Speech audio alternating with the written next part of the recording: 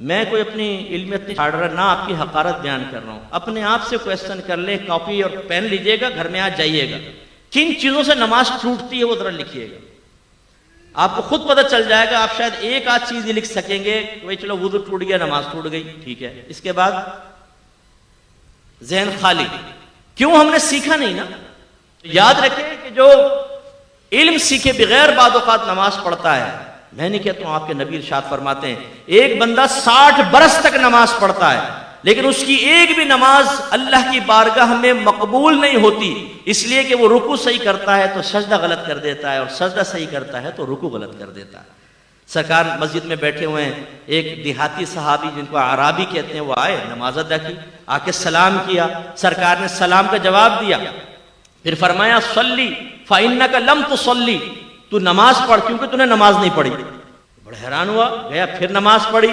پھر آئے، سرکار نے سلام کا جواب دیا، فرمایا یہی جملہ، جاؤ دوبارہ نماز پڑھو. پھر گئے نماز پڑھ کر آئے، سرکار نے فرمایا تو نے نماز نہیں پڑھی، دوبارہ پڑھ.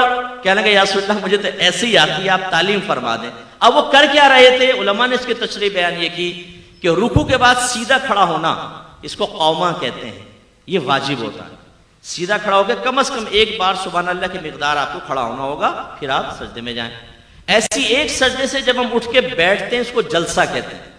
اس میں بھی کم از کم ایک بار سبحان اللہ کی مقدار بیٹھیں گے اور پھر اس کے بعد ہم دوسرا سجدہ کریں گے. سبحان اللہ مجھ سے کہنا نہیں ہے، جتنی دیر میں سبحان اللہ ہوتی ہے اتنی دیر بیٹھے پھر اگلا.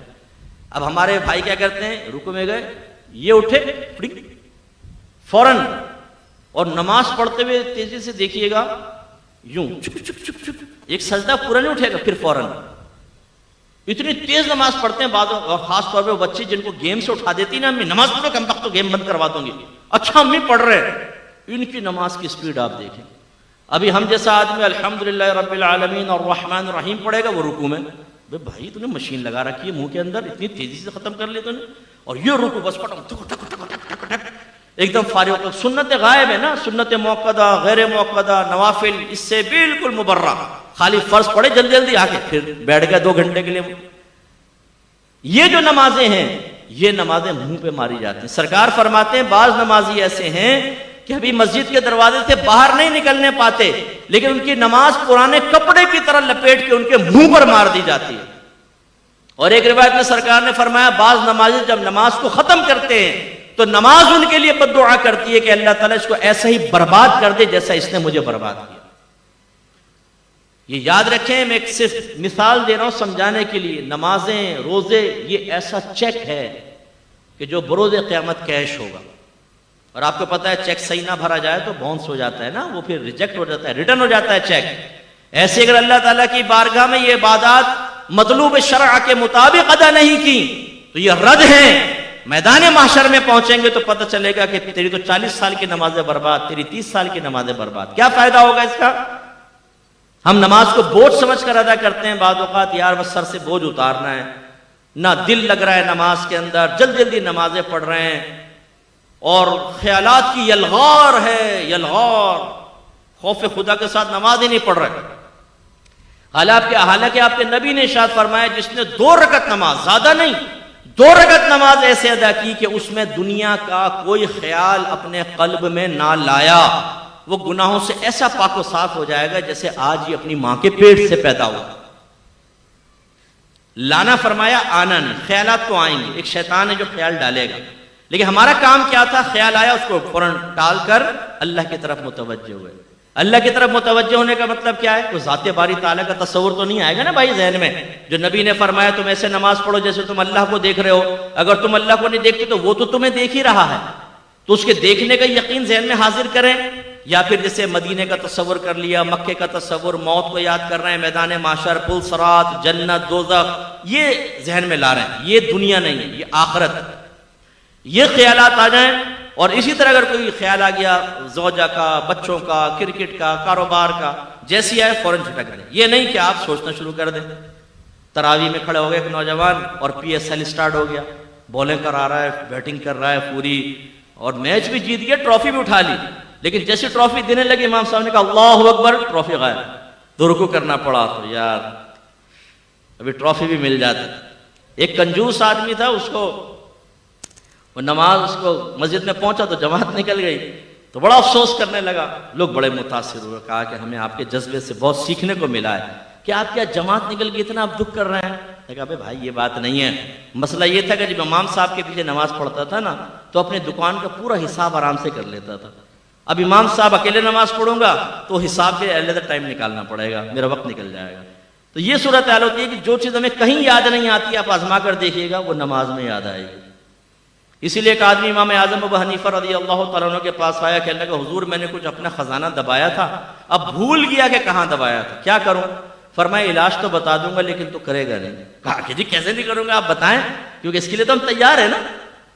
اگر میں کہوں 5 وقت نماز پڑھیں، داڑیاں بڑھائیں، دین علم یہ دین سیکھیں، اللہ آپ کو جنت دے گا، ہم میں سے بہت سے کہیں گے ہاں کیا صحیح رہے بالکل، اللہ ہمیں توفیق دے گا، بس توفیق دے گا۔ اور اگر میں کہوں میں آپ کو وظیفہ دے رہا ہوں 100 مرتبہ آپ کو پڑھنا ہے، 100 مرتبہ فجر کی نماز کے بعد، اسی دن آپ کو 1 لاکھ روپے نہ ملے تو فقیر کا گریبان پکڑ لیجیے گا۔ آپ کہیں گے مفتی صاحب اگر گھر میں چائے پی لیں تو بڑی مہربانی ہوگی۔ پھر آپ اس کو پوچھیں گے، پوچھنے کے بعد اگر میں یہ بھی کنڈیشن لگا دوں کسی نے شور کر دیا نا یا آپ بھول گئے گنتی، ختم، دوبارہ شروع، تو آپ اس کمرے میں داخل ہونے سے پہلے گھر والوں کو کہیں گے کوئی آئے نا ٹانگیں توڑ دوں گا، تم لوگ کم بخت ہو، نکل جاؤ، بچوں کو باہر نکالو گھر سے، اور مصلی پہ بیٹھ کے ایک ایک دانہ یہ ہمارا استغراق ہے۔ کیوں کہ مادی شے ہمارے سامنے آئے تو ہماری کامل توجہ ہوتی ہے، اور آخرت کے بارے میں کہیں تو بالکل بھی نہیں ہوتی۔ تو اللہ کے نبی نے یہ فرمایا 2 رکعت نماز، دنیا کا خیال نہ لاؤ، گناہوں سے ایسے پاک و صاف ہو جاؤ گے جیسے آج ہی ماں کے پیٹ سے پیدا ہوں۔ لیکن یہ بھی میرے نبی نے ارشاد فرمایا، علامہ آلوسی نے اس حدیث کو نقل فرمایا، سرکار نے فرمایا آخری زمانے میں ایک شخص بھی مسجد میں ایسا نہیں ہوگا جو خشوع و خضوع کے ساتھ نماز ادا کرنے والا ہو، یعنی ہر ایک دنیا کے خیالات میں مگن کھویا ہوا ہوگا۔ ایک شخص کو سرکار نے دیکھا وہ نماز پڑھ رہا ہے تو اپنی داڑھی سے کھیلنے لگا نا، جیسے ہم لوگ سیٹ کرتے ہیں نا ہمارے نوجوان، یہ پف بنا رہے ہوں گے نا، ان کو وہ آئینے میں اپنا آپ کو ذہن میں آ جاتا ہے، تو جیسے وہ آئینے میں کرتے ہیں وہ بغیر آئینے کے بھی ویسے سیٹ کر لیتے ہیں کیونکہ وہ نقشہ ذہن میں ہوتا ہے۔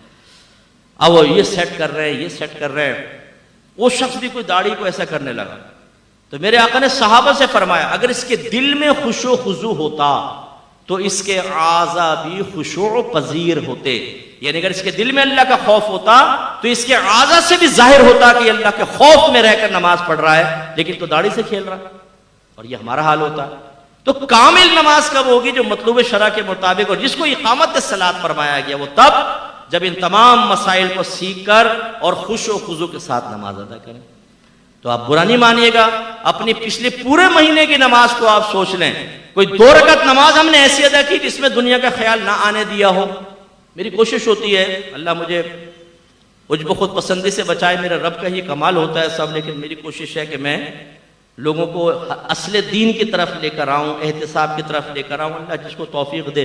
تو میں جب جمعے کی نماز پڑھانے لگتا ہوں تو میں سب کو کہتا ہوں یہ 2 رکعت نماز حدیث سنا دیتا ہوں، اور کہتا ہوں کم از کم یہ 2 رکعت نماز ایسی پڑھنی ہے کہ دنیا کا کوئی خیال دل میں نہ آئے، ہمت کیجئے گا۔